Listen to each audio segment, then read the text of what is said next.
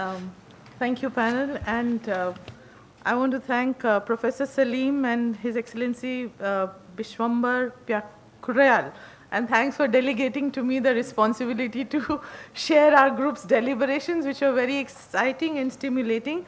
And the chairperson ensured that we stayed to the three questions that were asked to us. So I would just go ahead with the three questions. First was, who are the key stakeholders? In our group, we said that some of the, keeping in mind the SDG Goal 8, the primary stakeholders for this are the unemployed youth, which is a feature common across the region. It is people who are deprived of decent jobs, in particular women, who form a large chunk of people who are working in the informal sector, migrants, Dalits, Adivasis, and other disenfranchised communities.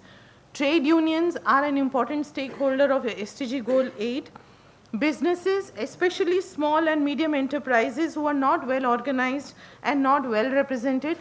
And finally, the government. But we believe that all these form the stakeholders for effective implementation of Goal 8. In terms of the barriers, our group felt there were primarily systemic barriers that existed in the successful implementation for the goal. The first barrier that was discussed was an economic model. It was discussed that the model that we have primarily followed in our region of economic growth, which has ignored the manufacturing sector, has led to a situation where there is growth with very few jobs. And that has created a very challenging context for the entire region. It has also been responsible for the large informal sector that exists. And again, as we said, because it is primarily composed of women working in the informal sector who are then open to who are more vulnerable and do not have any social protection. The other systemic structure is the social structures. We discussed about social discriminations, which are because of based on work and birth, and which particularly faced by women, again Dalits and Adivasis, and which govern which work these people can do and which work they cannot do. And they get caught into these boxes and unable to take opportunity of the growth that it presents. Unpaid care work was especially mentioned as an important obstacle for women, which the reports, as we all know, there are UN reports which talk about how women disproportionately shoulder the burden of unpaid care work, and which also leads their, makes them participate in the workforce on a very unequal footing. Government policies, which are well-intentioned, but many times limited on paper, they do not engage with the labor market on a real-time basis. Many of them are also, there are skill programs across the regions which governments have undertaken. However, it was discussed that they were gendered and underfunded, and therefore they were not able to generate the kind of employment that has been envisaged and hoped for. We discussed that there is a need for an ecosystem approach. There was an example given of a maternity leave, which we felt was a very symbolic gesture. But we discussed that if we want to bring women into the workforce, it is important to have an ecosystem approach where we look at safety, we look at issues of violence, we look at the existence of creches, social infrastructure, a whole lot of investment across various SDGs that will ensure that SDG 8 is implemented effectively. The group also discussed about the challenge of automation and the threat of artificial intelligence, which probably would make generating jobs even more difficult in the years to come. And the lifestyle patterns, overconsumption, wastage, and lack of efficiency was shared as another challenge. Some of the solutions that we discussed, the first was that the government must take lead on policy making, but in a context that the region faces of inequality and all the challenges we have mentioned. The feeling in the group was that the government cannot restrict itself to policy making. It needs to become more active. Public investment in employment and job creation was shared as one important way which can help disrupt some of these disparities that we are talking about and inequalities. To encourage private investment such that the small-scale investors can be helped with adequate policies and to create jobs. Skilling programs need to be flexible and must incorporate life skills and rights-based education, and they should be accessible to resource-poor women and men. Labor augmenting technologies instead of labor replacing technologies need to be looked at. And most importantly, all the stakeholders need to work on social norms and attitudes, which are one of the primary deterrent to people getting decent jobs. Thank you very much. Thank you. May I now request Dr. Mustafizur Rahman, Distinguished Fellow at CPG Dhaka, to make a presentation. Dr. Mustafizur Rahman, Distinguished Fellow, CPD Dhaka, to summarize the discussion on SDG 10. Mustafizurji, it's a limited over. Yeah. Yeah, we are doing good in limited overs, as you know. Thank you, Chair. Let me first of all register my deep appreciation to my team who have contributed excellently in the deliberations that we had. And we had two initial comments from Ms. Chintani and Mr. Omitabo Behar, and I'm very grateful for their inputs in the discussion, and also all of our colleagues. What we have decided is that SDG 10, reducing inequality within and across countries, is the fulcrum SDG, in the sense that if we look at the SDGs, the three pillars, then first is the economic growth and second is the social inclusiveness. So what we find is that inequality, if we can address inequality, we can not only guarantee social inclusiveness, but addressing inequality has also emerged as a major factor in terms of economic growth. And what we see from global literature as well, that countries which start with lower inequality, they tend to grow faster. So this is something which is very important. But on the other hand, inequality is not only an outcome, but also an input to greater inequality. So it's a vicious cycle. So that was the general pattern. And in spite of the fact that in South Asia we have done quite good in terms of reducing poverty and the percentage of people and the number of people below the poverty line, but what we see from evidence is that in almost all the South Asian countries, inequality is increasing. And we have data for India, Bangladesh, Bhutan, Sri Lanka, Pakistan.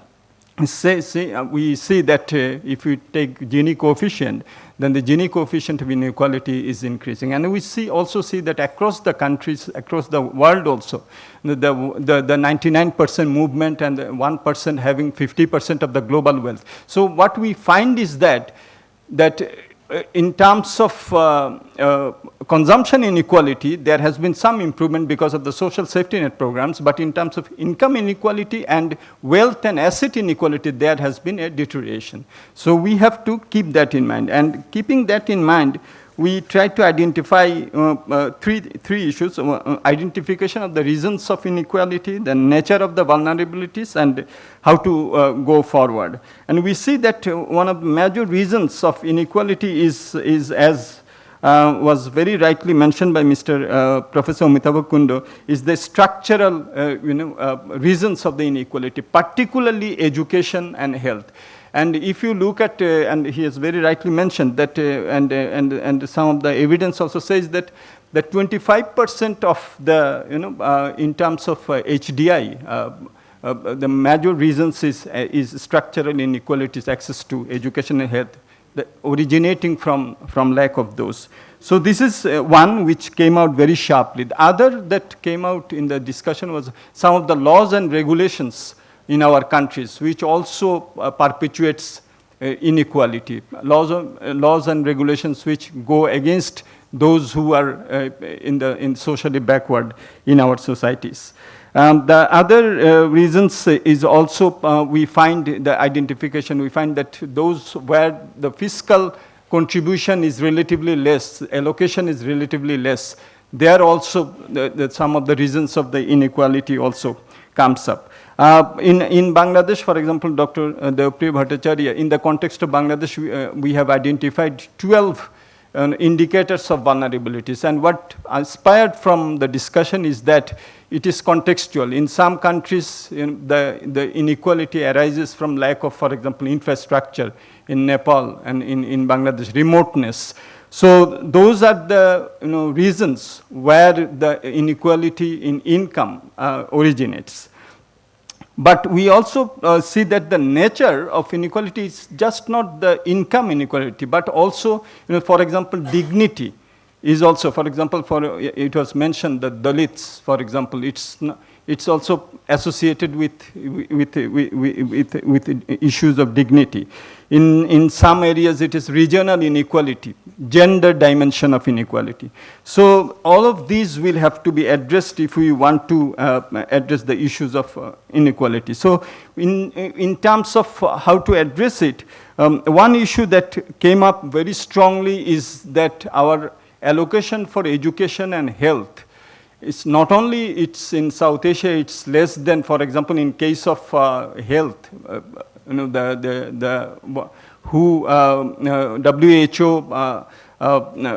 normalized allocation percentage of GDP, or say in terms of education, the UNESCO 4% of the GDP at least. So we see that that is not there. So we have to increase the allocation. The second is the fiscal. That is the fiscal part of it. The second issue, which is also that in most of our countries in South Asia, we see the dependence on indirect tax. But by itself, it also perpetuates inequality in the sense that we are not taxing the rich enough. So it was mentioned that that is also something that we have to take into consideration. The other is, for example, financial inclusion is becoming very important.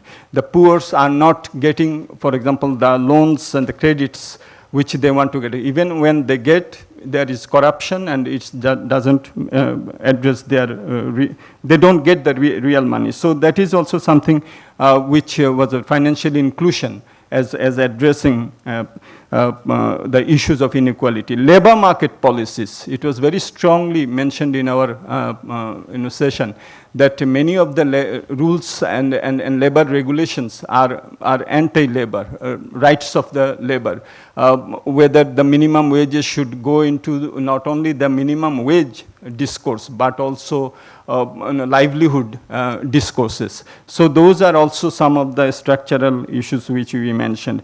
One of the other issues which came up is the global dynamics which perpetuates inequality in low-income countries. And there the democratization of the global institutions also came up. For example, the voting rights in IMF and World Bank, WTO reforms, particularly, for example, the market access that the least developed countries have, and the data shows that although it has increased between 2010 and 2018 from 40% to 60% of the goods from the LDCs going under the duty-free, quota-free, but we also find that there is a lot of areas to go.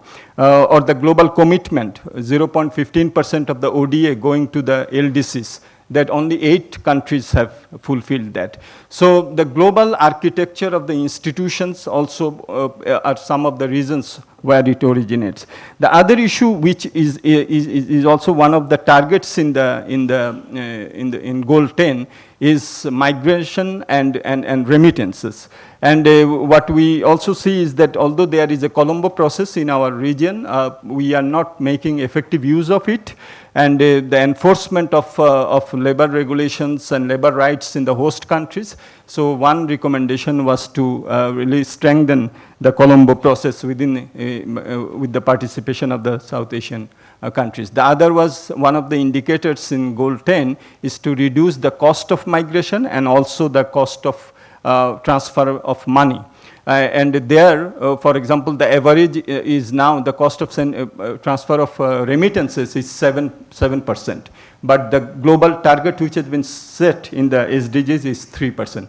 So what is being suggested is that the processes where the South Asian countries are there, both in terms of the Colombo process, in terms of reducing the cost of remittances, particularly in the current dispensation, we see that because of the security reasons, even small remittances which are being transferred, these are being taxed, and banks are passing on the additional costs on the small remitters. So whether there can be a global also concordance with regard to not to charge those on a small remitters. So this is also something. The other issue which was not discussed, but I would like to mention, if we want to really reduce inequality across countries, obviously the SDGs talk about the LDCs, but there are, within South Asia, there are 3 countries which will be graduating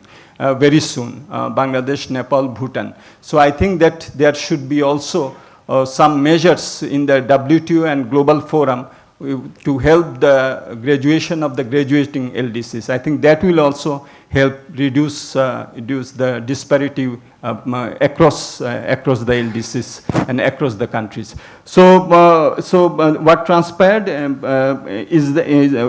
from our discussion is, in one sentence, is that if we can really address goal 10, and addressing goal 10 is also associated with, for example, goal 4 and other goals. If you can address goal 10, then obviously the other goals, for example, ending poverty, zero hunger, we will be able to do it, and the efficiency of allocation will be very important, and the rights of the people, to look at it not just as an allocative efficiency issue, but as a rights issue, I think is becoming very important if we want to really mean business.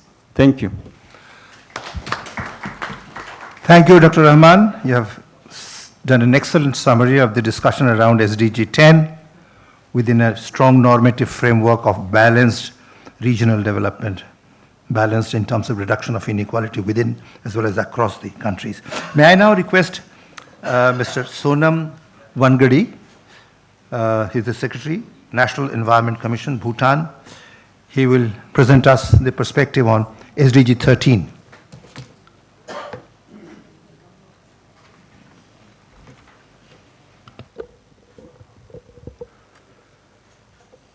Madam Chairperson, distinguished panelists on the dais, distinguished participants, excellencies, ladies and gentlemen. I was the convener for SDG 13, take urgent action to combat climate change and its impact. And we had 3 panelists, Mr. Anil Kumar Jain, in his place, Mr. Prasad was there, who was Joint Secretary, Ministry of Environment, Dr. Abid Sulero from Pakistan, and Ms. Hanik Mohagani from Iran. The group also had very intense discussions, and we had so much discussions that I think we even could not take much notes. Basically, in fact, I don't know where my rapporteur is also. We actually tried to take stock of the situation in South Asia, and we've agreed that we have robust agreement at the international level, UNFCCC, and the Paris Agreement. And the countries are in the process of internalizing or incorporating these into their policies and plans. Most countries have communicated their nationally determined contributions. However, as the name sounds, take urgent action to combat climate change. I think talking with my colleagues,